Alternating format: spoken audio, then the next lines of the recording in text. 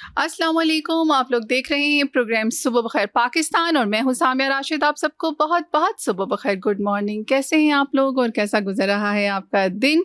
जी, आज मौसम है फिर से बहुत ही खुशगवार, बारिश हो रही है, क्लाउडी वेदर है, कहीं-कहीं बारिश है और ये जो मौसम है ना बहुत खूबसूरत होता है, लेकिन साथ ही साथ बहुत परेशान कुन भी हो सकता है अगर हम एहतियात ना करें। इसके साथ-साथ हब्स भी बहुत ज़्यादा होती है, ह्यूमिडिटी आपको पता है कि वो इतनी ज़्यादा हो जाती है कि समटाइम्स जो है कि वो आपको गर्मी से ज़्यादा इरिटेट कर रही होती है।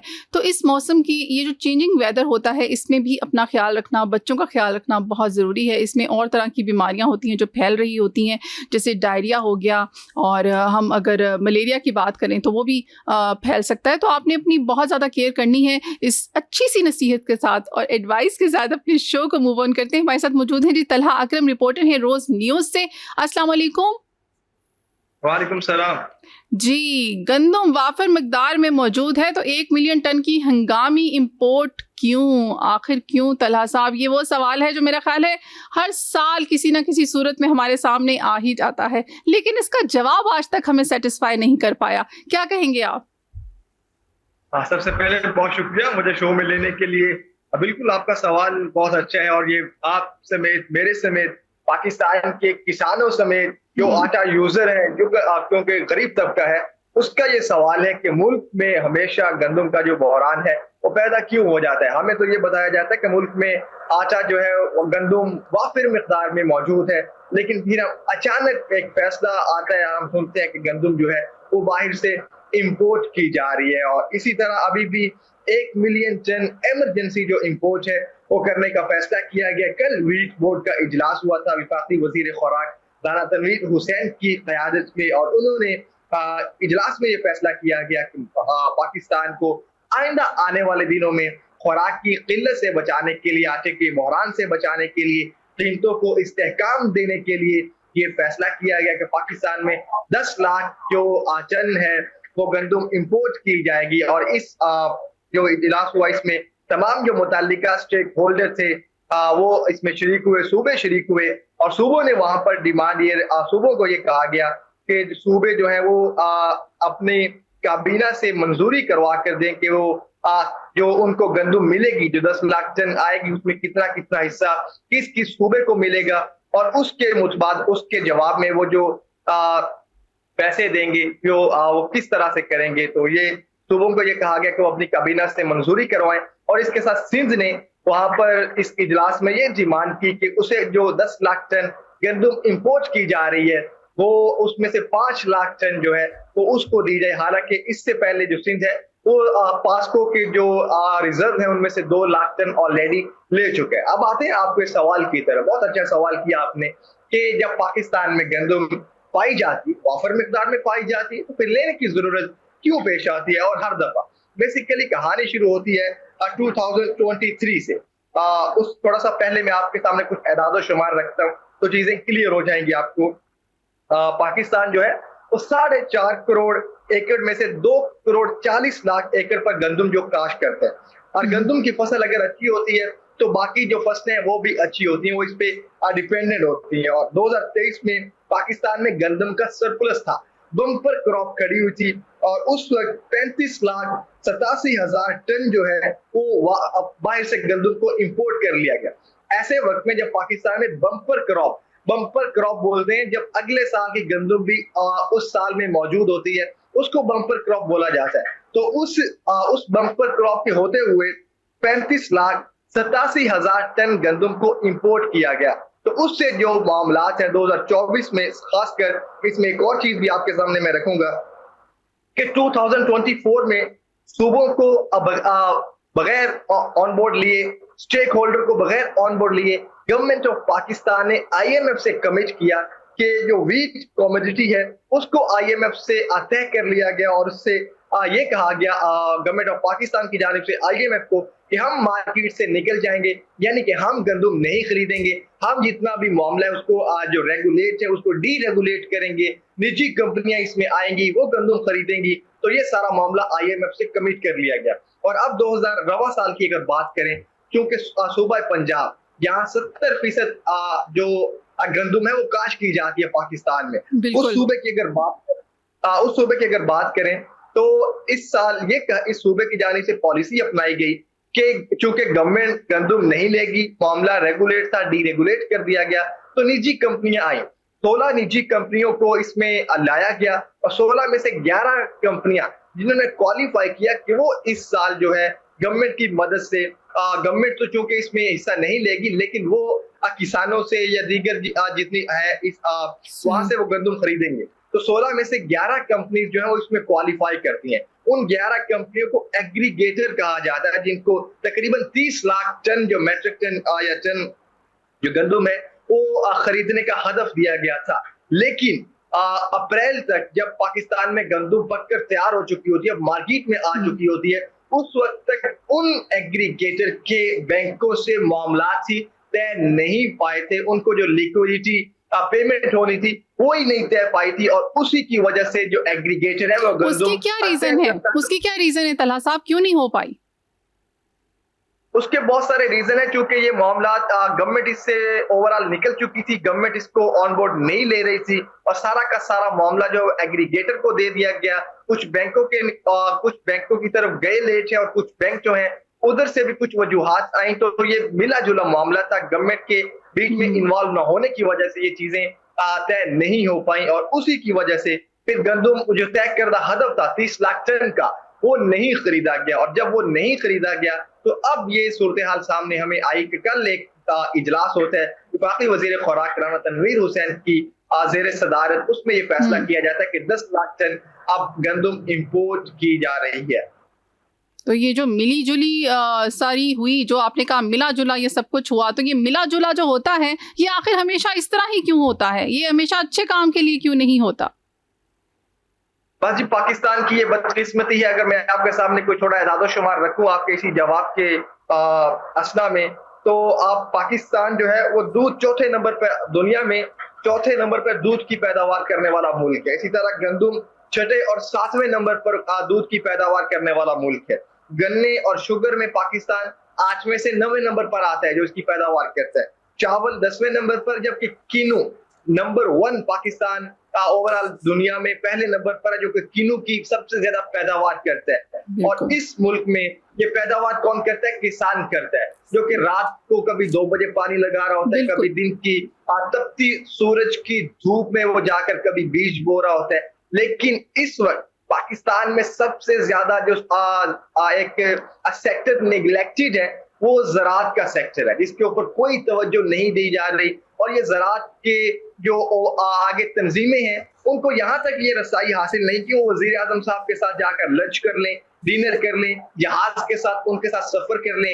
ये अगर सआदत किसी को हासिल है तो वो सनतकारों को हासिल है, तो IPPs को हासिल है। तो कहना ये चाहता हूँ कि पाकिस्तान में जिस चीज की तरफ तवज्जो ज्यादा देनी चाहिए होती है वहां पर ये सारे मामला जो है वो गवर्नमेंट के बीच से निकल जाती है, उनको कोई पूछता नहीं है, तो फिर चीजें इस नहज तक आती हैं कि फिर गंदम बाहर से इंपोर्ट करनी पड़ती है। तो इसीलिए पाकिस्तान की ये बदकिस्मती रही है हमेशा से, और 2024 से 23 से खासकर ये जो ज़राअत का सेक्टर है इसको बिल्कुल तवज्जो नहीं दी जा रही। और इस वक्त किसानों पे ये हालात है, क्योंकि जब 2023 में बाहर से गंदम इंपोर्ट आई तो किसानों ने जो उन्होंने अपनी लागत लगाई हुई थी उससे गंदम कम उन्होंने बेची मार्केट में, उससे उनको नुकसान हुआ। उन्होंने सोचा 2024-25 में पैदा हो जाएगी, उनको नुकसान हुआ वो पूरा हो जाएगा। लेकिन फिर बाद अज़ा मुसलसल गवर्नमेंट जो है वो अपनी नई से नई एक मुतवातर के साथ पॉलिसीज लाती रही, और आजकल किसान के ये हालात है कि उसने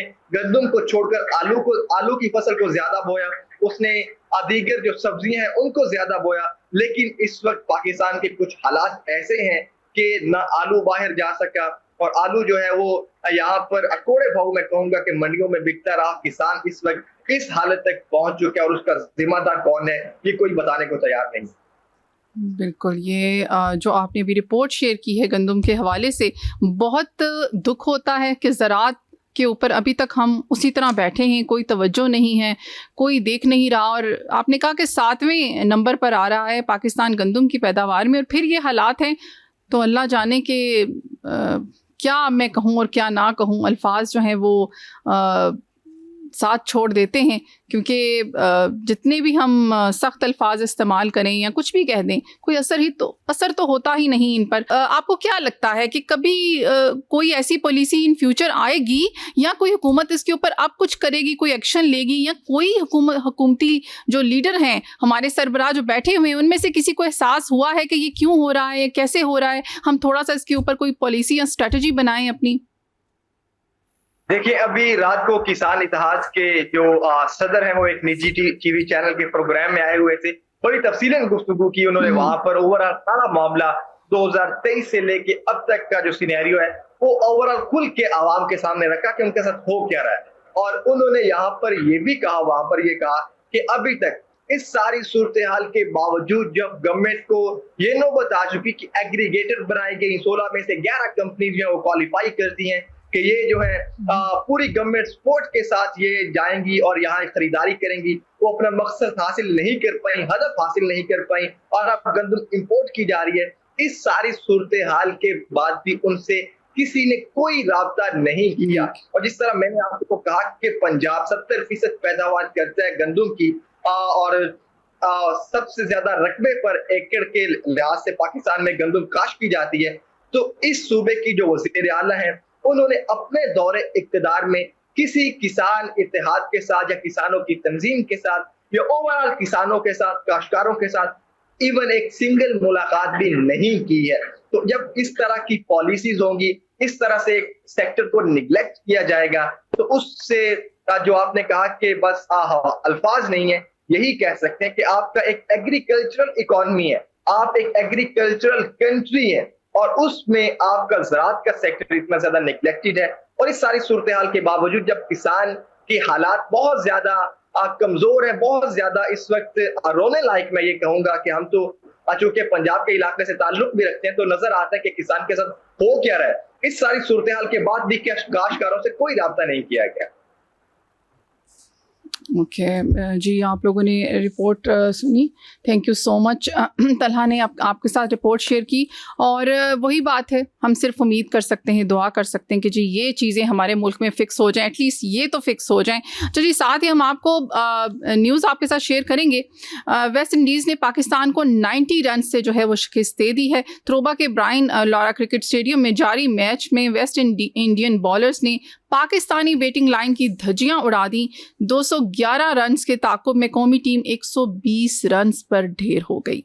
कौमी टीम की जानिब से कप्तान Babar Azam 58 runs not out बनाकर नुमाया रहे। दीगर बल्लेबाजों में मोहम्मद अब्बास 23, मोहम्मद रिजवान 11, खुरम शहजाद 4, शान मसूद 3, अजान ओवैस जो हैं वो 3, अमामुल हक 3, अली उस्मान 2, जबकि आमिर जमाल और सलमान आगा बगैर कोई रन स्कोर किए आउट हुए।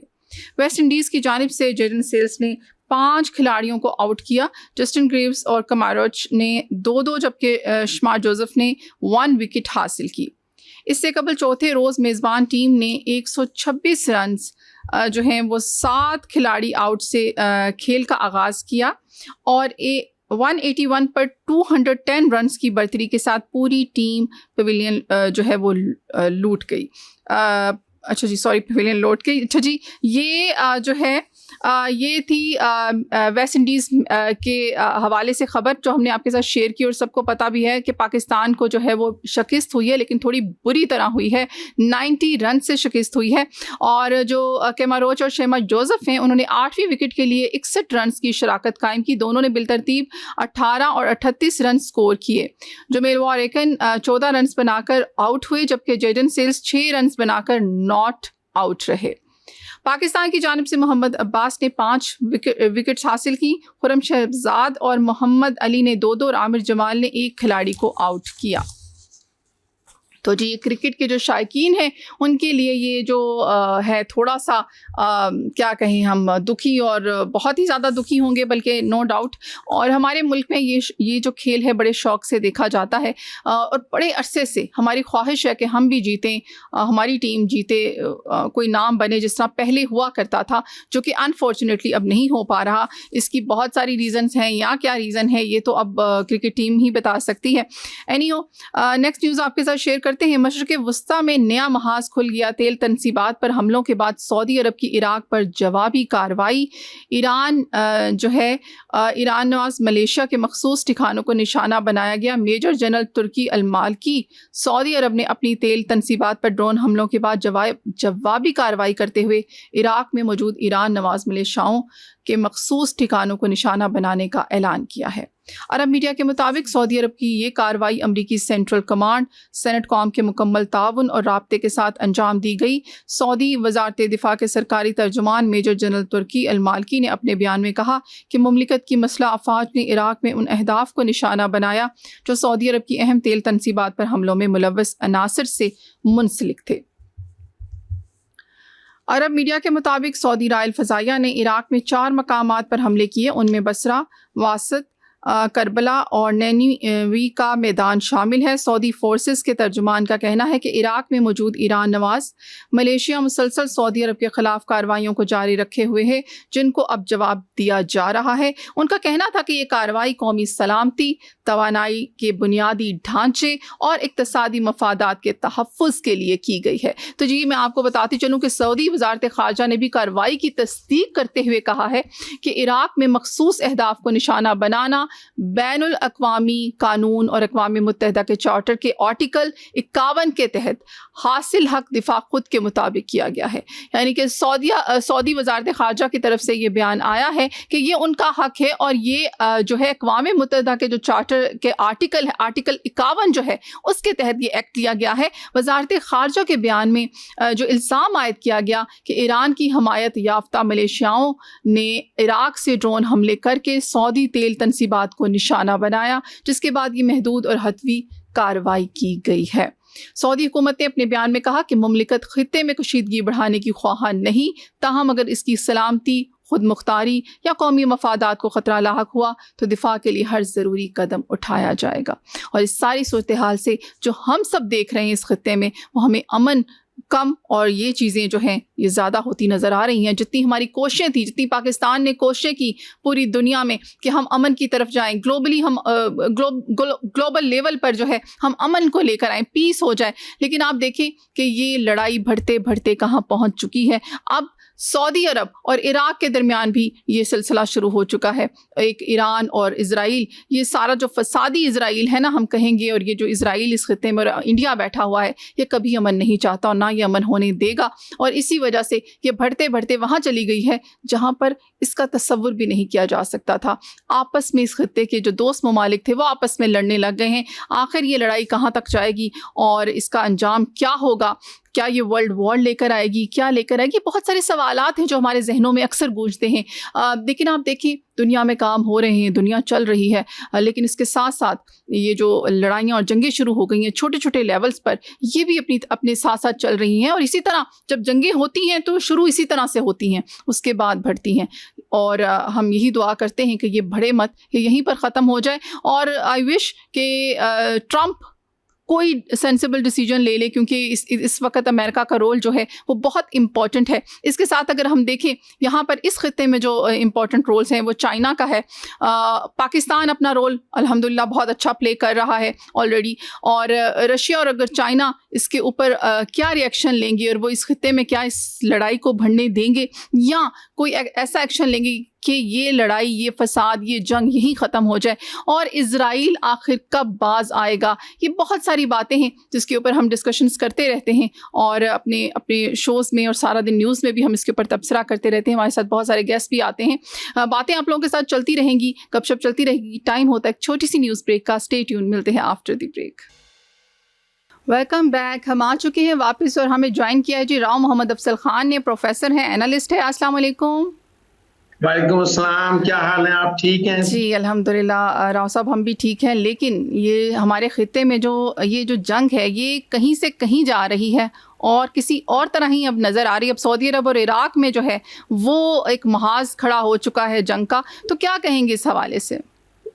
इस हवाले से मैं यही कहूँगा कि असल में ये सारी चीज़ें जो चल रही हैं अब तक हुई तो हैं साजिशों के ज़रिए। इसराइल ने एक साजिश की, अमेरिका को पंप किया और उसे यूज किया, ये लफ्ज इस्तेमाल करना चाहिए अब। उसको यूज करते हुए जंग छेड़ दी। उसके बाद ईरान स्टैंड ले गया और उसने जवाब दिया।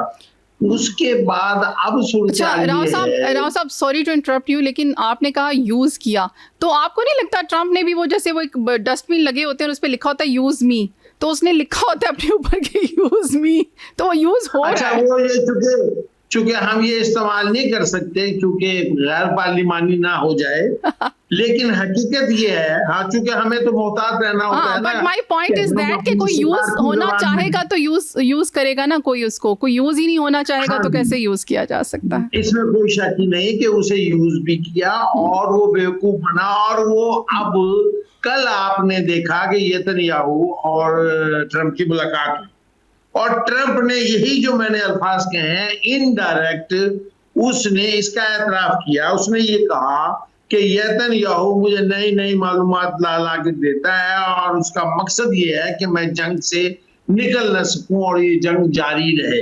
इसका मतलब कि अब उसे एहसास हो गया कि नेतन्याहू ने ये जंग छिड़वाई थी और वो ये चाहता है कि अमेरिका उससे बाहर ना निकले, क्योंकि अमेरिका निकलने के बाद इसराइल की तो कोई हैसियत नहीं है। मैंने कई बार अब दूसरी तरफ आए, आपने जो आज सवाल किया है, ईरान में भी दो, मैंने पिछले प्रोग्राम में आपकी ही कहा था, ईरान में भी इसी तरह दो तबके हैं। जिस तरह अमेरिका में दो तबके हैं, एक रियलाइज कर दिया कि ये जंग छेड़कर बहुत बड़ी गलती हुई है। इस्राएली लॉबी ये चाहती है कि ये जंग खत्म ना हो, इन्वॉल्व रहे अमेरिका, और अमेरिका इन्वॉल्व रहेगा तो जाहिर है कि फिर वो महफूज रहेगा इसराइल। ईरान में भी ये हुआ कि ईरान के स्टैंड लेने के बाद मुतअद्दिद तबकों ने, इतने बड़े नुकसान हुए, बहुत बड़ा नुकसान हुआ, आपको पता है, उनके लीडर मारे गए। उन्होंने ये रियलाइज किया कि ये जंग हम अमेरिका से फतह तो कर नहीं सकते, जीत तो नहीं सकते, लेकिन अगर हम इज्जत के साथ मुआहदा ऐसा हो जाए जिसमें हमारा वकार भी रहे, हमें ये लोग भी रियलाइज करें कि हमारे से ज्यादती हुई थी, तो पाकिस्तान की सालसी में एक बहुत अहम मुआहदा हुआ जो बड़ा ही सही था और बड़ा बरवक्त था।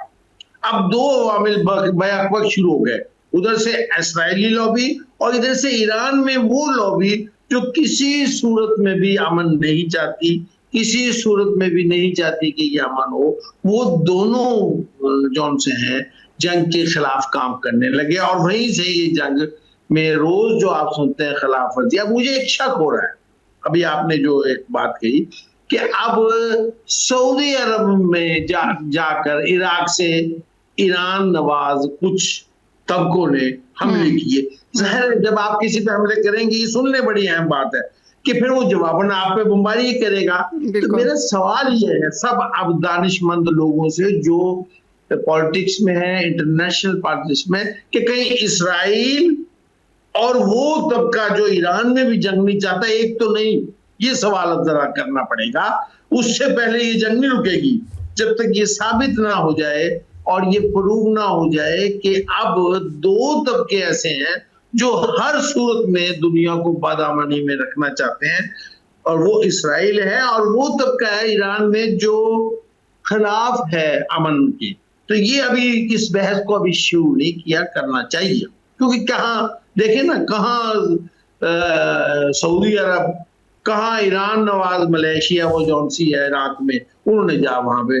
अभी हौसी जौन से हैं यमन में, आपने पिछली उसमें उन्हें जौन सा है। तो ये एक चीज ऐसी है जो अमन के लिए जरूरी है। अब आप ये सवाल कर सकती हैं कि इसका इलाज क्या है। इसका इलाज बैनुल अक़वामी कम्युनिटी है जो फोर्सफुली इन चीजों को रोक सकती है।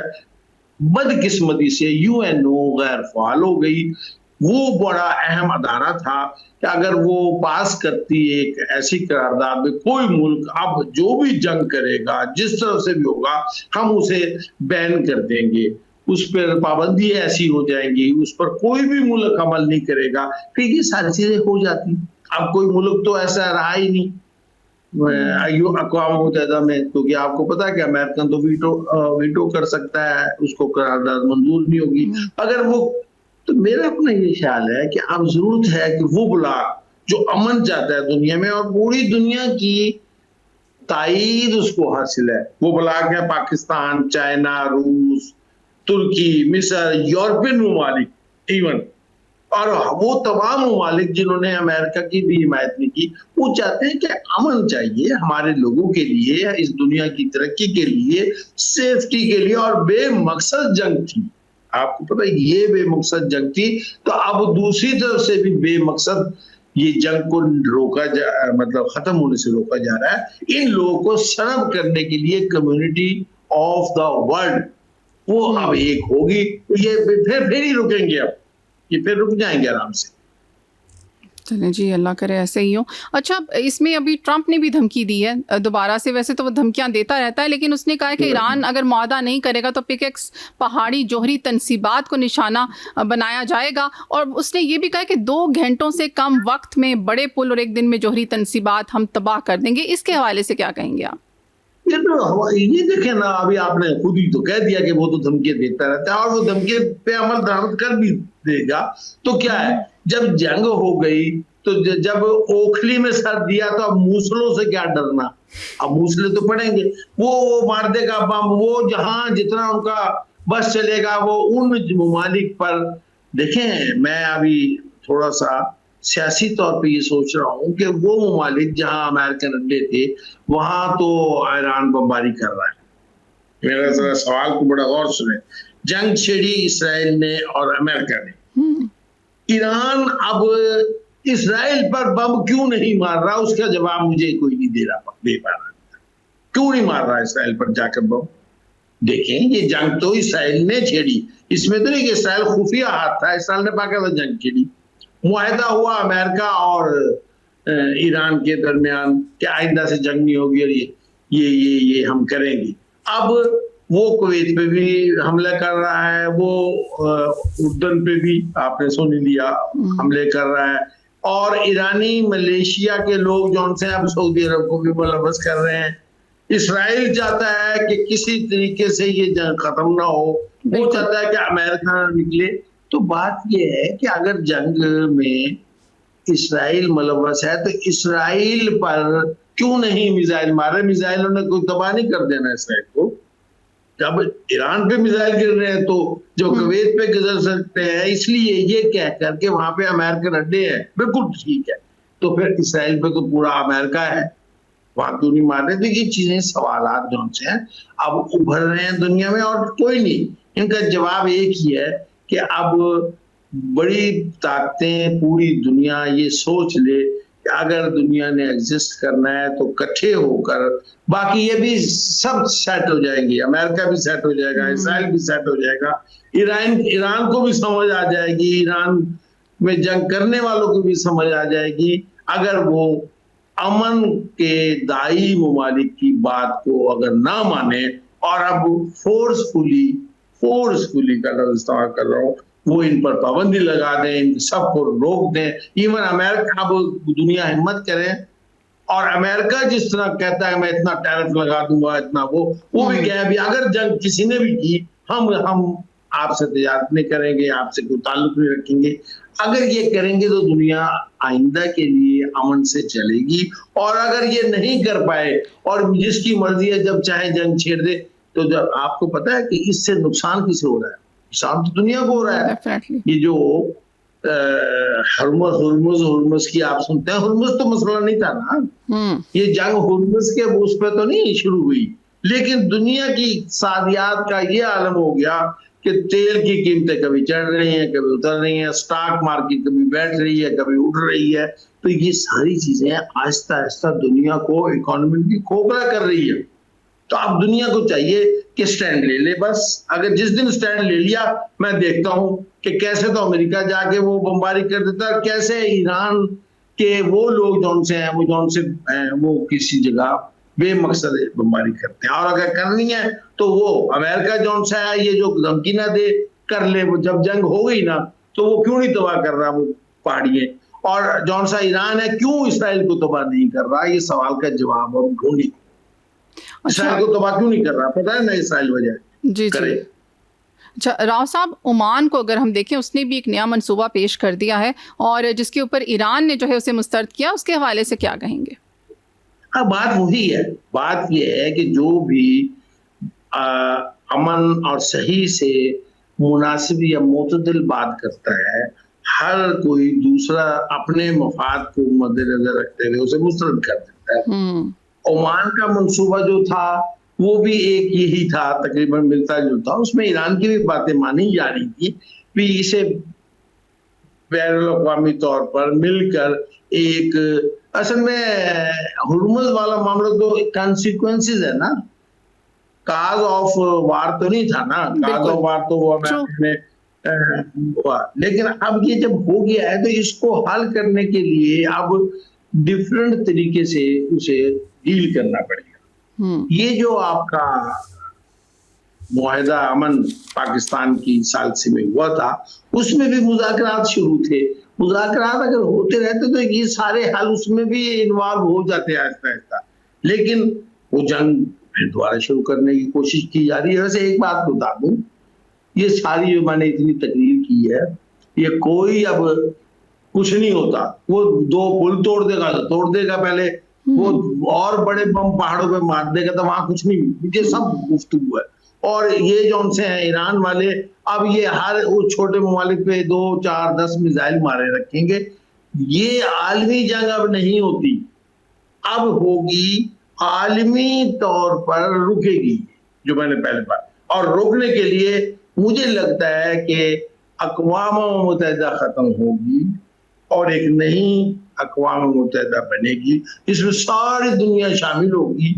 और फिर आप देखेंगे कि ये जंग शायद इसीलिए शुरू हुई थी जो उन्होंने की, तो वजह से थी। मुझे लगता है कि मैं इसमें अच्छाई का पहलू देख रहा हूँ कि अब दुनिया को अमन की कीमत मालूम हो गई। और देखें, एटमी दौर में इतने बड़े बड़े रिस्क नहीं लिए जा सकते। मैं बार बार कहता हूँ कि ईरान गैर एटमी मुल्क था, अमेरिका एटमी था, इसलिए बच गए हैं हम। अगर 2 एटमी ममालिक होते, आप ये बताएं कि फिर क्या होता? आप खुद ही देखिए ना। तो उससे बचना है, किसी वक्त भी 2 एटमी ममालिक हो सकते हैं। बिल्कुल। अच्छा, इसमें ईरान ने ये भी कहा है कि जो ममालिक बैनुल-अक़वामी कंपनियां ज़र तलाफ़ी के तौर पर हमारे मुंजमद असासे हासिल करेंगे, उन्हें भी हम स्टेट ऑफ हॉर्मज़ से बिल्कुल नहीं गुजरने देंगे। आपको भी पता है कि जो उनके फ्रीज़ हुए हुए एसेट्स हैं, अगर वो उन ममालिक को वो करेंगे, उस पर फ़ायदा लेंगे, तो ये एक अगर हम ईरान के पॉइंट ऑफ व्यू से देखें, बिल्कुल सही डिसीजन है कि वो फिर उनको क्यों गुजरने देगा। लेकिन इस हवाले से आप किस तरह से देख रहे हैं, अब क्या इफेक्ट होंगे? असल पॉइंट ये है कि गुजरने देगा या ना देगा का मामला एक अलग, फिर मैं अक़वाम मुत्तहिदा की बात ये है कि अगर आप बैनुल अक़वामी गुज़रगाहों पर ये सूरत रखेंगे तो कल को हम भी कहेंगे कि हम बहर अरब से फलां तो नहीं गुजरने देंगे, इंडिया अपने मुंबई की तरफ से नहीं गुजरने देगा। इस तरीके से दुनिया गैर महफूज होने की तरफ चल जाएगी। इसका हल ये नहीं जो ईरान तजवीज़ कर रहा है, इसका हल ये भी नहीं जो अमेरिका कर रहा है कि मैं नाकाबंदी कर दूंगा। इसका हल अब ये फिर दोबारा बार बार कोई हुर्मुज़ मामला नहीं है, दुनिया का अमन मामला है। ये तो एक छोटी सी बात है। वो ये है कि वो सारा कुछ तैयार भी हो जाएंगे। और जहां तक ये है कि अगर कोई मैनेजमेंट का, जैसे फर्स्ट कर 2 टैक्स आप लेते हैं, वो और मैनेजमेंट के पैसे दे देना वो और बात है। अब तो झगड़ा पैसों पे हुआ है। वो कहता है कि मुझे भी पैसे मिलने चाहिए, वो कहता है मुझे भी पैसे दे। हम अपने दुनिया की अमन और दुनिया की जिंदगी बचाने के चक्कर में वो अब पैसों पे आ गए हैं। तो बात ये है कि ये मसला तो हल हो ही जाएगा। अब ओमान से भी यही है, शायद कोई वो जिसे कहते हैं ना कि पैसों के मामलात में उन्हें लग रहा होगा कि ये उतना नहीं जितना। हर चीज के पैसे के मामलात की बजाय सारी जिंदगी आप और दुनिया लटकी तो नहीं रहेगी कि जब चाहे कोई कर दे। ठीक है, एक मुकर्रर कर लेंगे, अगर वो मैनेज कर रहे हैं तो कहेंगे जी चले जी हर जहाज का ये देंगे वो भी तय करने के लिए बैनुल अक़वामी कम्युनिटी को ये मसला हमेशा के लिए हल करना है। आज हुर्मुज़ है, कल कोई और जगह इस तरह हो जाएगा। तो अगर ये यूं ही चलता रहा तो फिर दुनिया की इक़्तिसादियात भी तबाह होगी और दुनिया में फिर जंगें मजीद छिड़ सकती हैं। मेरा नहीं ख्याल कि ये कोई माकूल बात है। हाँ, हालत जंग में जो मर्जी को कहना है।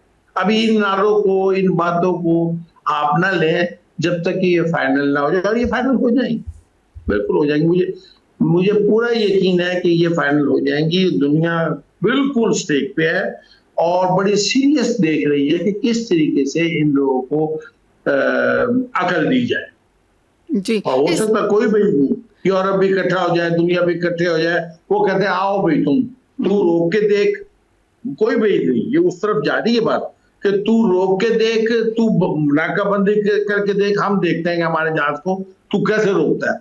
यही जंग यूं ही होती है ना, मेरा जहाज जा रहा है, ले आ भाई तू मार इस पे बम, मैं तुझे बताता हूँ। तो इस तरह ऐसा ऐसा उस तरफ जाए। चाइना का जहाज जा रहा है, चाइना कह दे कि अब तू रोक, व्हाट्सएप रूस कह दे, अब फ्रांस ने कहना शुरू कर दिया, समझ रहे हैं ना, जिसपे वो कहते हैं कि उनका क्या काम है, वो काम तो सबका आ जाता है जब झगड़ा शुरू हो जाता है। फिर झगड़े में जिसका भी, अब देखें अब इराक से सऊदी अरब पे हमले करने की क्या जरूरत थी इस वक्त, यमन से सऊदी अरब पे हमले करने की क्या जरूरत थी इस वक्त।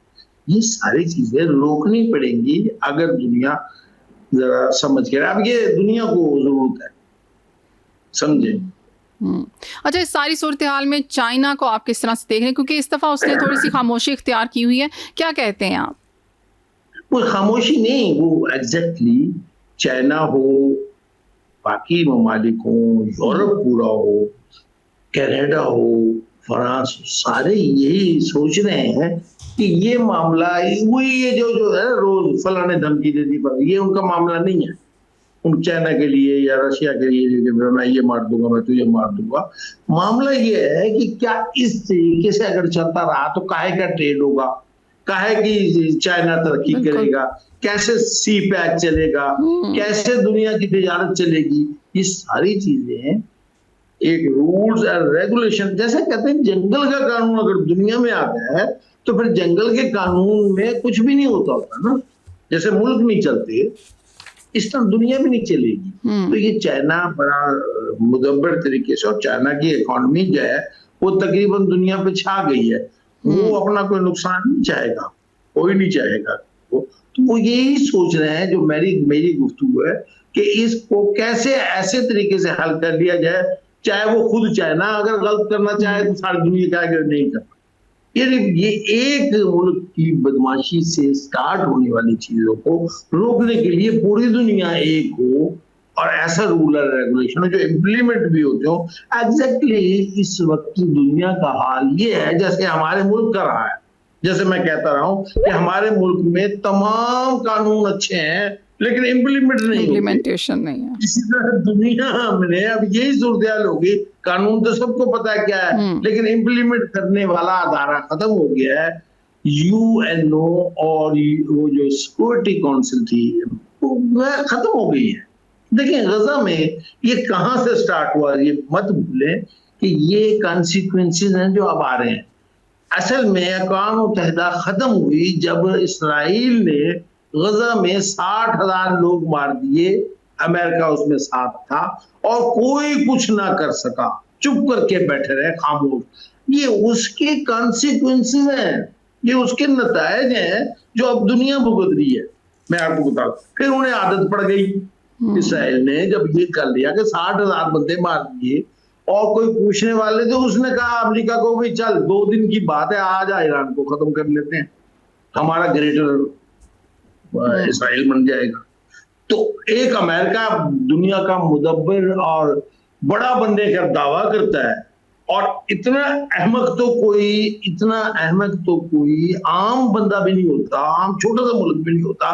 वे एक इतने से मुल्क के कहने पे और करे और वो डिक्टेट करा रहा है। अब वो बढ़ के मारता है कि मैं नेतन्याहू कौन होता है मुझे बताने वाला, नेतन्याहू थोड़ी है, मैंने फैसला करना है, वाशिंगटन फैसला करेगा।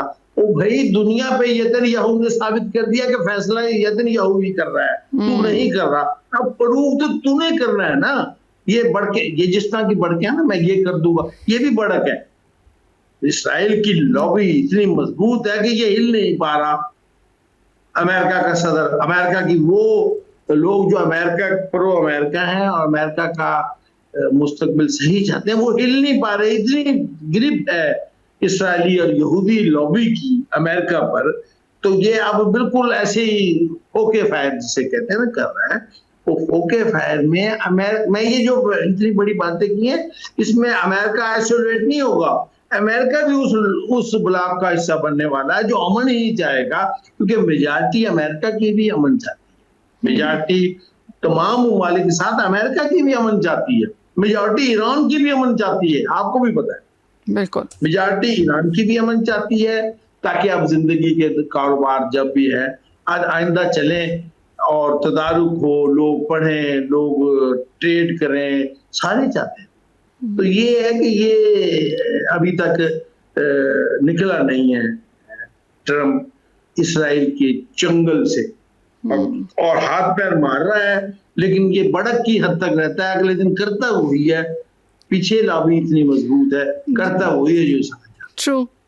चलें जी राव साहब, हम सिर्फ दुआ कर सकते हैं। हम असल में हम सब इस खित्ते में अमन ही चाहते हैं, क्योंकि मसाइल का हल जो होता है वो जंगों से कभी नहीं हल होते देखा हमने। तो इसके साथ ही हम आपको आपका शुक्रिया अदा करते हैं। थैंक्स टू यू कि आपने ज्वाइन किया हमें और हमेशा की तरह इतना ज़बरदस्त एनालिसिस रिपोर्ट शेयर की। इसके साथ ही टाइम होता है जी छोटी सी कमर्शियल ब्रेक का। स्टे ट्यून, मिलते हैं after the break. Welcome back. हम आ गए हैं वापस और हमारे साथ जी हमें ज्वाइन किया डॉक्टर एजाज ने, जो कि एनालिस्ट हैं। अस्सलाम वालेकुम। वालेकुम सलाम, कैसी हैं सामिया आप? जी अल्हम्दुलिल्लाह हम ठीक हैं जी। अच्छा, ये डॉक्टर एजाज साहब, ये जो अभी कश्मीर में हुए इलेक्शंस, उससे पहले हुए गिलगित में पीपीपी जो है वो जीत गई वहाँ पर। अभी मरियम नवाज के पीपी पर बड़े कड़े वार हुए हैं और उन्होंने कहा है कि जी गिलगित में जहाँ आप जीते वहाँ धांधली नहीं हुई, लेकिन कश्मीर में जब आप हार गए तो आपने कहा धांधली हुई। ये क्या बात हुई? तो क्या कहेंगे आप इस हवाले से? बिल्कुल। कल ये दरअसल जो EMLN ने रिटेलिएट किया है। पहले मोहतरम वज़ीर-ए-आज़म साहब ने बड़े फराहदिली से जो उनकी जीत थी, वो जीत भी उनकी गिलगित बल्तिस्तान में जुज़वी जीत थी। वो कुछ इस तरह थी कि जो बर्तरी उन्हें मिली थी वो उस वक्त मिली कि जब वो IPP के चार आज़ाद कैंडिडेट थे जो EMLN को वहां ज्वाइन करना चाह रहे थे, जो पाकिस्तान मुस्लिम लीग नून की वहां लीडरशिप है गिलगित बल्तिस्तान में, जैसे कि सैयद मेहदी शाह जो हफीज जो वहां पे साबका वज़ीर-ए-आज़म भी रहे हैं, उनसे उनकी बाकायदा मीटिंग सब कुछ तय हो गया था। लेकिन चूंकि वज़ीर-ए-आज़म ने बड़ी फराहदिली से बिलावल भुट्टो साहब को जीत की मुबारकबाद पेश कर दी थी और उसमें उन्होंने वेलकम किया था कि आप हुकूमत बनाएं, वी विल सपोर्ट यू। उसकी वजह से वहां की जो पार्लिमानी पार्टी थी गिलगित बल्तिस्तान की, उसने काफी नाराजगी का भी इजहार किया। लेकिन चूंकि वज़ीर-ए-आज़म अनाउंस कर चुके थे, मुबारकबाद दे चुके थे, तो उन्होंने बड़े खुले दिल के साथ तस्लीम किया और PPP को वहां पर चांस दिया कि वो IPP के भी 4 कैंडिडेट्स जो थे उनको भी अपने साथ मिलाएं और यूं इस तरह उन्होंने हुकूमत बना दी। IPP चूंकि विफाक में वो मुस्लिम लीग नून की सपोर्टर है, अमायती है, सो वहां पर उन्होंने उनको बड़े खुले दिल से वेलकम किया। लेकिन यहाँ जब इसकी बात आई कश्मीर इलेक्शन की, तो बिलावल भुट्टो की जो तकरीर का महवर है, ये जो जितनी तकरीर हुई हैं, वो कोई प्रोजेक्ट नहीं बता रहे कि हमने सिंध में ये किया तो आप हमें वोट देंगे। उनके पास बताने को वैसे कुछ है भी नहीं कि सिंध में उन्होंने ऐसा इतना कुछ अच्छा प्ले किया भी नहीं है। वो सिर्फ और सिर्फ अपनी तनकीद का मरकज जो है वो मुस्लिम लीग नून को रख रहे हैं। उनको पता है कि वहां उनका असल मुकाबला मुस्लिम है और मुस्लिम लीग नून से भी कोई ऐसा सच मुकाबला उनका है नहीं, क्योंकि जितने भी हालिया इलेक्शन हुए हैं पाकिस्तान में अगर देखा जाए तो PP का जो कैंडिडेट है वो 4th-5वीं पोजीशन पे आता है। लेकिन चूंकि वहां पर PTI ने बायकॉट किया है, तो दूसरी बड़ी जमात जो अगर और जो वहां की लोकल जमातें हैं उन्होंने भी बायकॉट किया, वो भी चूंकि इलेक्शन अमल से इस वक्त उस तरह एक्टिव नहीं है, मुस्लिम कॉन्फ्रेंस या दूसरी तीसरी। तो बिलावल साहब ने जो जिस तरह के बयानात दिए थे, तो उनको फिर वो उन्होंने डायरेक्ट इल्जाम लगाया था मुस्लिम लीग की लीडरशिप पर, तो उसको रिटेलिएट किया। उसके जवाब में मोहतरमा मरियम नवाज शरीफ साहिबा ने उन्होंने बड़ा कैलकुलेटेड बयान दिया कि आप ये बताएं कि आपके पास बताने को कुछ जब नहीं है तो आप हम पर तनकीद कर, आप हम रियासत के लाडले हैं या रियासत हमें जो है वो सपोर्ट कर रही है, आप ये बताएंगे गिलगित बल्तिस्तान में क्या हुआ। वहां पर धांधली नहीं हुई क्या कि वहां आप जीत के, और वो जीत का जो मार्जिन था, मुस्लिम लीग के पास 7 थी, इनके पास 9 सीटें थी, इस तरह का था, 1 से 2 सीटों के मार्जिन पे इनकी विक्ट्री अनाउंस हुई थी। लेकिन अगर आजाद उम्मीदवारों को मिलाते तो मुस्लिम लीग नून 2-3 उम्मीदवारों की बर्तरी से मसलन अपनी हुकूमत बनाने की पोजीशन में होती।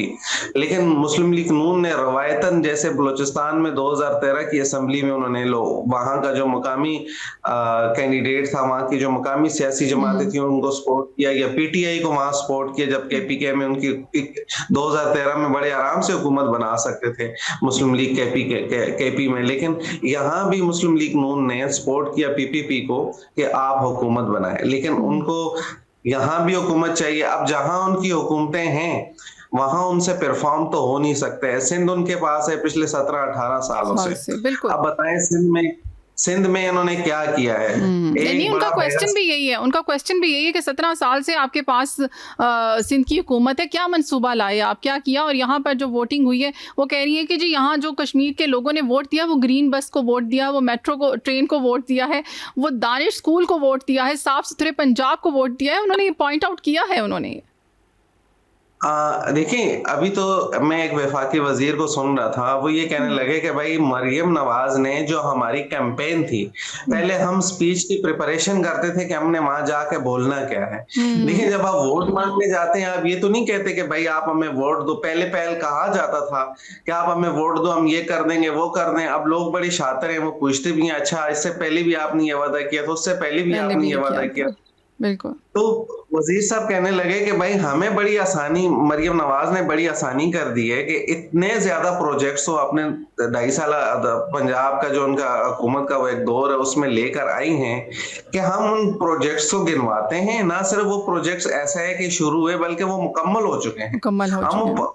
हम वो आप 15 से 20 मिनट या आधे घंटे में वो प्रोजेक्ट्स गिनते हैं। जैसे ये जो आपने जिक्र किया कि साफ सुथरा पंजाब, ये एक बहुत बड़ा प्रोजेक्ट है। अब यूं देखिए, साफ सुथरा पंजाब जो है ये सिर्फ लाहौर तक महदूद नहीं है, ये पूरे पंजाब में है। बल्कि मैं कहूंगा कि साफ सुथरे पंजाब से वो एक कदम आगे चली गई हैं और उन्होंने वहां अब शहरों की ब्यूटिफिकेशन या मॉडिफिकेशन का काम शुरू कर दिया है। मतलब वहां की गली मोहल्ला स्कूल जो चौराहे थे वो तो साफ हो ही चुके हैं।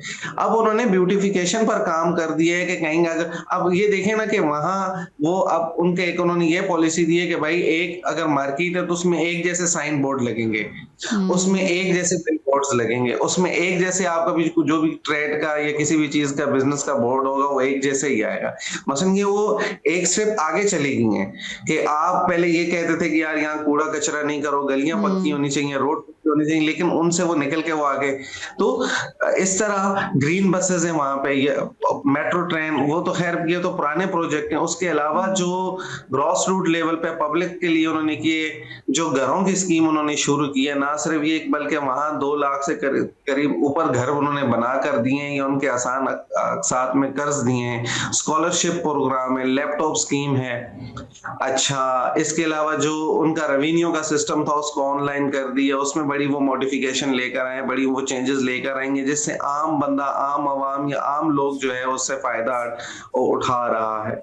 और उसके अलावा जो ट्रांसपोर्ट का सिस्टम है, चूंकि हम अगर ये इस वक्त क्लेश पीपी वर्सेस नून लीग है, अगर सिंध की हम हालत देखें तो सिंध में ट्रांसपोर्ट का निजाम जो है वो इंतहाई मखदूश है।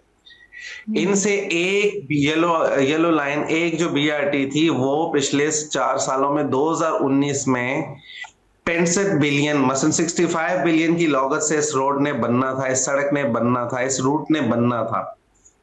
जो 2024 में जब इसके PC1 को रिव्यू किया गया तो पता चला कि भाई इसने अब इसकी लागत जो है वो तकरीबन 150% बढ़ चुकी है। अब इस प्रोजेक्ट ने 2028 में बनना है, जाकर मुकम्मल होना है, और मुमकिन जो लागत है वो इस वक्त तखमीना जो लगाया गया है वो तकरीबन 261 के 262 बिलियन का। वो रोड या वो रूट जो 61 बिलियन में बनना था वो अभी 250 बिलियन तक चला गया है। और वो सिर्फ और सिर्फ करप्शन, इनकम्पिटेंसी और इन सारी जो इनकी गवर्नमेंट की जो पॉलिसीज हैं उसकी नजर हुआ। आप खुद सोचेंगे उसमें अभी हाल ही में एक बहुत बड़ा स्कैंडल आया जिसमें एक अफसर उसका जो प्रोजेक्ट का हेड चेयर करता था और दूसरा उसके साथ जो प्रोक्यूरमेंट हेड था, वो दो अरेस्टेड है, वो अभी कस्टडी में एंटी करप्शन की। ये तो हम कब से, ये देखिए कितने साल हो गए पाकिस्तान को बने हुए, हम ये सुनते आए जी अरेस्ट भी हो गए, सस्पेंड भी हो गए, उनके ऊपर करप्शन केसेस भी प्रूफ हो गए, लेकिन कोई सज़ा नहीं हमने होते देखी, कोई ऐसी पनिशमेंट नहीं देखी कि लोग डर जाएं कि और दोबारा ना करें। वो हमने कभी नहीं देखा। वो कुछ अरसे मामला जो है दबता है, उसके बाद फिर सब फ्री हो जाते हैं। जी देखिए, ये जो रवायत है कि कुछ अरसा दबना और फिर फ्री हो जाना, ये सिंध में है, सिंध की हद तक है। अव्वल तो ये कि पंजाब या दीगर सूबों में आपको केपीके में मिले बड़े केसेस आए हैं, जैसे अभी कोहिस्तान स्कैंडल था एक, उसमें बहुत बड़ा स्कैंडल था। नैब उसमें नैब ने बड़ी अच्छी इन्वेस्टिगेशन की। लेकिन सिंध में ये है कि सिंध में चूंकि पीपीपी वफाकी हुकूमत की एलाइज रही है और वफाकी हुकूमत पिछली दो हुकूमतें जो आई हैं वो बैसाखियों पर ही कायम हुई हैं। मतलब उसमें एक जो पीडीएम का दौर था और जो हालिया दौर है, वो ऐसा दौर था कि जिसमें वफाक को सिंध की जरूरत थी। मतलब वफाक में जो पार्टी भी हुकूमत बना रही थी उसको सिंध से हमायत दरकार रही है और दरकार थी। अब अगर से विफाक वाले या जो अदारे हैं वो जरा हाथ मरोड़ने की कोशिश करते हैं करप्शन के मामले पर सिंध की, तो या तो सिंध कार्ड निकल कर सामने आ जाता है या वो वफाकी हुकूमत को टफ टाइम देना शुरू हो जाते हैं। अब बिलावल साहब की जो कश्मीर में स्पीचेस हैं वो खालिसतन वहां का इलेक्शन या वोट को वोटर्स को मुतवज्जे करने के लिए नहीं है। उनको कुछ प्रॉब्लम कराची में भी हो रही हैं, उनको कुछ प्रॉब्लम सिंध में भी हो रही हैं कि यहाँ पर भी फाइलें वगैरह खुल रही हैं, लोगों को अरेस्ट किया जा रहा है, लोगों को पकड़ा जा रहा है, लोगों से पूछा जा रहा है कि हाँ भाई बताओ आप बजट कहाँ लेकर गए, पैसा कहाँ लेकर गए। और यही वो चीज है कि वो अपना एग्रेशन यहाँ निकाल नहीं सकते। उनको पता है कि अगर हम इस मामले पर बात करेंगे तो ये मामला ज्यादा हाइप क्रिएट करेगा और फिर सवालात होंगे कि लोग, अब पिछले गुज़श्ता दिनों ये खबर थी कि सिंध में कुछ हाई प्रोफाइल जो 2-3 ब्यूरोक्रेट्स थे उनको उठाया गया, उनसे पूछगछ हुई जमीनों के मामलात पर, कुछ दीगर मामलात पर। अब हवाला हुंडी या जो यहाँ पर ऑनलाइन फ्रॉड चलता है उसके खुरे भी अब सेटिंग वजीरों तक या मुशीरों तक जा रहे हैं कि डब्बे और इस तरह के जो मामला चलाते थे, जो फॉर्जरी या फ्रॉड से पैसा कमाया जाता था यूएस बेस्ड सिटीजन से या बैरून मुल्क लोगों से यहाँ पे कॉल सेंटर के नाम पर। तो ये यहाँ के बड़े मसाइल हैं जो आने वाले दिनों में उनको फेस करने हैं। लेकिन चूंकि अब उनको एक एग्रेशन निकालने का या गुस्सा निकालने का, कल उनकी स्पीच में था कि मैं मोहतरम जुल्फिकार अली भुट्टो साहब का नवासा और मैं मीर मुर्तजा और मीर शाहनवाज का भांजा हूँ। I have a lot of respect for Bhutto family, but Mir Murtaza और मीर शाहनवाज ये वो हैं जिन्होंने अल जुल्फिकार बनाई थी। तो वो ये क्या कहना चाह रहे हैं कि मैं उनका भांजा हूं या तो मैं, लेकिन वो आगे उन्होंने ये कहा कि मैं जो पॉलिटिक्स है वो बेनजीर की करूंगा। अच्छी बात उन्होंने की, आप बेनजीर की पॉलिटिक्स करें। बेनजीर बहुत बड़ी खातून थी, एशिया की या समझ लें कि दुनिया की सबसे नौउम्र मसलन कम उम्र वज़ीर आज़म रही हैं और उनका दौर वो बड़ी अपराइट और कुछ कर गुजरने वाली खातून थी। आप उनके नक्शे कदम पर 5% तो चलें, ज्यादा ना चले, कुछ ऐसा तो कर गुजरेंगे पता चले कि आप ही एक नौजवान लीडर हैं एक सियासी जमात के। आप सिंध आपका है, एक बड़ा सूबा है, रेवेन्यू के हवाले से देखे जाए पाकिस्तान का सबसे बड़ा सूबा है जो जनरेट कर रहे हैं। आपको यहाँ की हुकूमत मिली, आप यहाँ क्या कर रहे हैं? पिछले 17 सालों में आपसे एक रोड नहीं बन सका। बिल्कुल।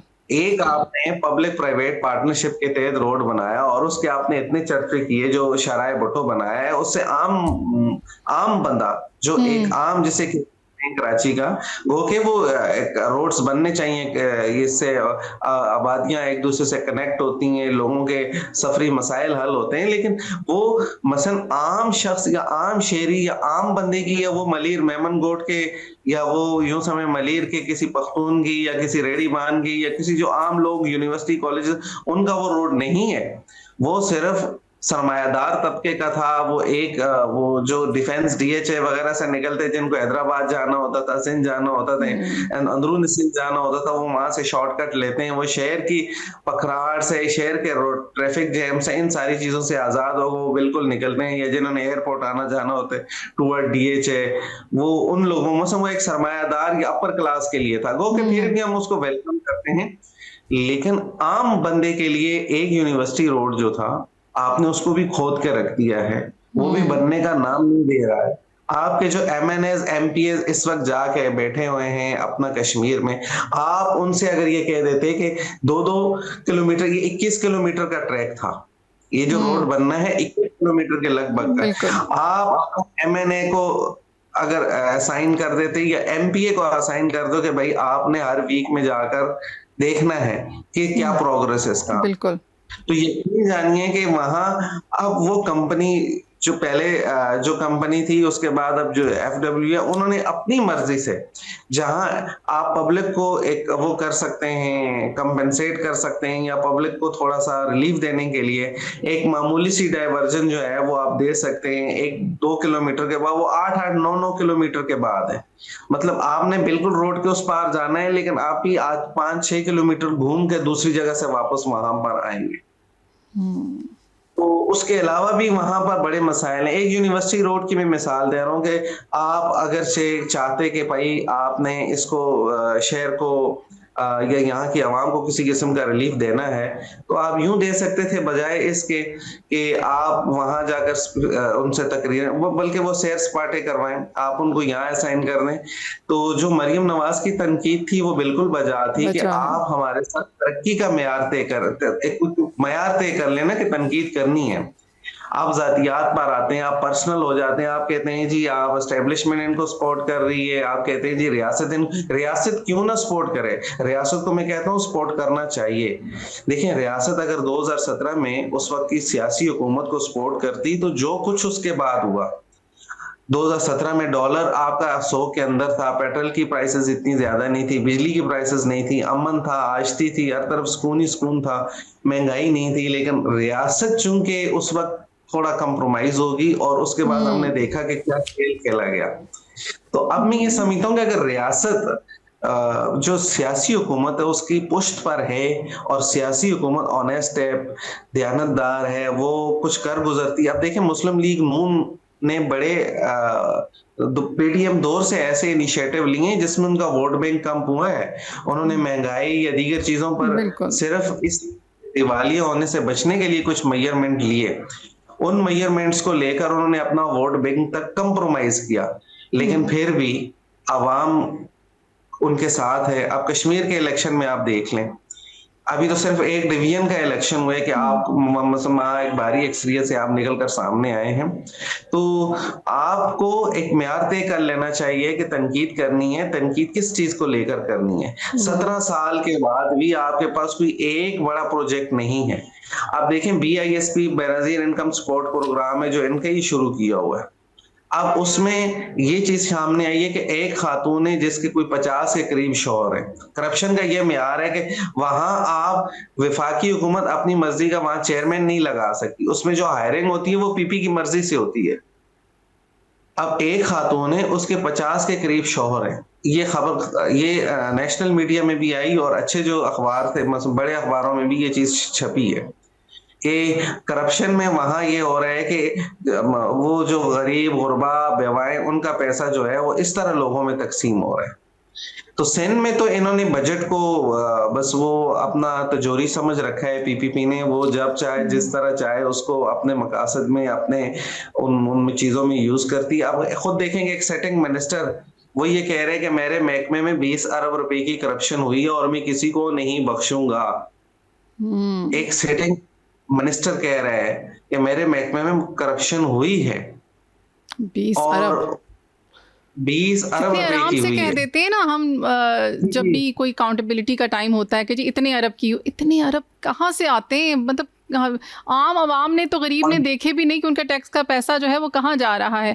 तो बड़ा दुख होता है, बड़ा अफसोस होता है कि कोई पनिशमेंट नहीं, कोई इम्प्लीमेंटेशन नहीं, कोई ऐसी सज़ा नहीं कि जिसके बाद लोग डर जाएं, खौफ खाएं कि अगर हमने करप्शन की तो हमारे साथ यही होगा।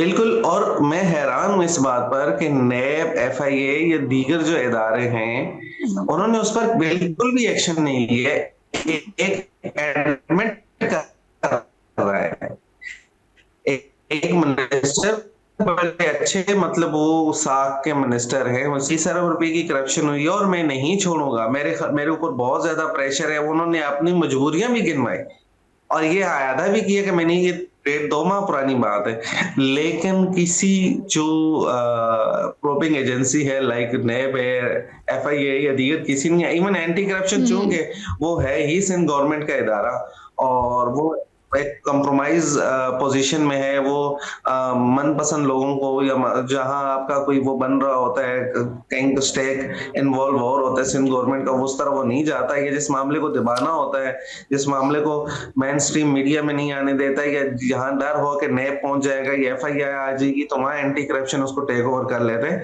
लेकिन मैं समझता हूँ कि नैब को उसमें जरूर देखना चाहिए था कि 20 अरब रुपए की करप्शन कहाँ हुई है। एक मिनिस्टर कह रहे हैं, मिनिस्टर साहब को बुला कर उनसे पूछना चाहिए था और उन लोगों को इन्वेस्टिगेट करना चाहिए था। लेकिन सिंध में सिर्फ यही नहीं है, इससे कबल देखें सिंध में करप्शन के जो वैसे कोई मेगा प्रोजेक्ट ये बना नहीं सके पिछले 18-19 सालों में, लेकिन बड़े बड़े स्कैंडल इन्होंने, मेगा स्कैंडल इन्होंने जरूर दिए हैं। 8 अरब अभी हालिया 3-4 महीनों में जो बड़े स्कैंडल्स आए हैं, एक इनका ये था कि जो इन्होंने सोलर पैनल दिए। अब वो सोलर पैनल्स की जो कुल मालियत थी वो तकरीबन 70 से 80 लाख रुपए थी, जिनको इन्होंने 1.5 से 2 करोड़ रुपए शो किया। अच्छा, उसके बाद इन्होंने वर्ल्ड बैंक तक को माफ नहीं किया, उसको भी चूना लगाया है। उससे हटकर अगर देखा जाए, येलो लाइन ट्रायल जो येलो बस मंसूबा था, बीआरटी मंसूबा था, इसमें 8 अरब रुपए की करप्शन हुई। वर्कर वेलफेयर बोर्ड में जो करप्शन हुई, लेबर डिपार्टमेंट का एक अदारा है, उसमें 20 अरब रुपए की करप्शन हुई। और जो रोजाना की बुनियाद पर पहले तो ये हुआ करता था कि आपका कोई नाजायज काम होता था, आप उसके लिए लोगों को ऑब्लाइज करते थे, पैसा दे दिला के काम करवा देते थे। लेकिन अब ये रवायत चल पड़ी है कि आपका जायज काम भी बिना पैसों के यहाँ नहीं होता है। जायज काम को करवाने के लिए भी आपको पैसे दिए जाते हैं। ये तो हर जगह मुझे लगता है। डॉक्टर जान साहब, आप ये जो कह रहे हैं ये पूरे पाकिस्तान में हो रहा है। अभी भी लोगों की ये कंप्लेंट्स आती हैं कि हमें जायज़ काम करवाना होता है, छोटा सा काम करवाने चले जाएं तो वहाँ पे बैठे हुए लोगों को जब तक आप रिश्वत नहीं देते वो जायज़ काम आपका नहीं करते।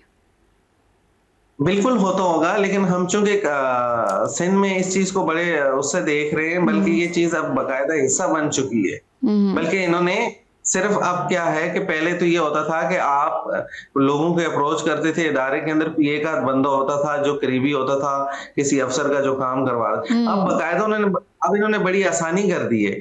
अब ये आसानी कर दी है कि आपको किसी एक आध बंदे को अप्रोच नहीं करना, बल्कि वहां एक सिस्टम मौजूद होता है जिसको सिस्टम कहा जाता है। हर चीज का यहाँ हर इदारे में एक सिस्टम है। वो सिस्टम आप पैसा इकट्ठा करते हैं और वो फिर मुख्तलिफ जगहों पे पहुंचाता है। अब वो रेवेन्यू में जाएंगे, रेवेन्यू का सिस्टम है। अब वो सेक्रेटरीट में जाएंगे, वहां उनका सिस्टम है। अब वो आप फर्ज करें कराची डेवलपमेंट अथॉरिटी में जाते हैं, वहां का सिस्टम, वहां भी एक सिस्टम मौजूद होता है और वो सबको पता होता है कि ये लोग सिस्टम के लोग हैं और इनसे अगर काम करवाएंगे तो ये है कि वो जेन्युइन होगा। अगर आप किसी दूसरे चैनल से आके काम करवाते हैं तो वो काम मुमकिन है कि वो उस तरह वो लेजिटिमेट हो या ना हो। तो अब तो बाकायदा इन्होंने एक वो कर दिया है। और चूंकि करप्शन सिर्फ सिंध का मसला यकीनन एक बड़ा मसला है, लेकिन पाकिस्तान भर का मसला है। हाँ, ओवरकम अगर किसी सूबे ने किया है तो वो पंजाब है। आप ये देखेंगे पिछले 2 साल जो दौर है और पंजाब का कोई एक बड़ा ऐसा करप्शन का स्कैंडल जो मीडिया पे आया हो, मेरे ख्याल में नहीं है। अगर कोई है तो वो मेरी नजरों से नहीं गुजरा या मैंने सुना नहीं है। तो कोई बड़ा प्रोजेक्ट वहां पे मेगा स्कैंडल यहाँ हम आए दिन ये सुनते जरूर हैं कि वहां मरियम नवाज शरीफ एक नए मंसूबे का ऐलान कर रही है, इफ्तिताह कर रही है जी, या वो पाया तकमील को पहुंच रहा होता है तो उसको इनागुरेट कर रही है। हर एक नए दिन के साथ एक नया मंसूबा। बिल्कुल, और ऐसा नहीं है कि उस पे काम नहीं हो रहा, वो काम कर रही हैं और काम करते हुए नज़र भी आ रही हैं। वो बहुत सारे ऐसे प्रोजेक्ट्स हैं जो बहुत अच्छे भी गए हैं पंजाब में। यही रीज़न्स हैं कि जो है कश्मीर में उनको वो कह रही हैं वोट मिला है। अच्छा, गिलगित की अगर हम बात करें तो आपको क्या लगता है वहाँ पर पीपीपी कैसे जीती? देखिए, चूंकि गिलगित में सियासी एक बड़ी लंबी सियासी गिलगित में बड़ी लंबी सियासी तहरीक एक वो है बहस है, लेकिन वहाँ ये था कि वहाँ पीपीपी का वोट बैंक था। चूंकि देखें, गिलगित के लोग जुल्फिकार अली भुट्टो साहब से एक वालियाना मोहब्बत करते थे। अच्छा डॉक्टर साहब, टाइम जो है वो ऑलमोस्ट खत्म हो चुका है। आप बस कोई मैसेज दे दें, कोई जल्दी से, कोई इन हुक्मरानों को या आवाम को कुछ देना चाहते हैं, कोई लास्ट वन लाइन मैसेज। मैं ये कहूंगा, मैं पीएमएलएन की लीडरशिप से ये कहूंगा कि आप जरूर बयानात दें। आपकी भी यहाँ सियासी जमात है एक मुस्लिम लीग नून जो सिंध में है, बड़ी इफेक्टिव है, बड़े अच्छे लोग हैं। मोहतरम बशीर मेमन साहब काफिशानी से काम कर रहे हैं, और उसके साथ साथ निहाल हाशमी साहब जो गवर्नर सिंध हैं, उन्होंने भी पार्टी के लिए बड़ी कुर्बानियां दी हैं और वो भी अपनी टीम के साथ बड़ा काम कर रहे हैं। आप जो आपकी सियासी जमात है सिंध में, आप उस पर भी तवज्जो दें और उसको भी। Thank you so much doctor साहब, बहुत अच्छे से आपने एनालिसिस किया और बड़ा ज़बरदस्त आपने उसके ऊपर बात भी की है। आई होप कि हमारे हुक्मरान, हमारे लीडर्स और ये बात बहुत मेरे ख्याल में समझते तो हैं, लेकिन काश के इसके ऊपर अमल करें। जो आपने भी तजावीज़ दी, जो बात की, जो आवाम चाहती है वो करें, आवाम को भी रिलीफ दें। तो क्यों नहीं, आवाम वोट उसी को देती है जिसको वो हकदार समझती है। आवाम पर ट्रस्ट रखना चाहिए और बाकी चीज़ें तो चलती रहती हैं, बस मुल्क की सलामती जो है हमारे लिए प्रायोरिटी होनी चाहिए। थैंक यू सो मच, आपने ज्वाइन किया। इसके साथ ही जो हमारे शो का टाइम ख़त्म होता है, बहुत सारी दुआओं के साथ इजाज़त चाहूँगी। अल्लाह हाफ़िज़।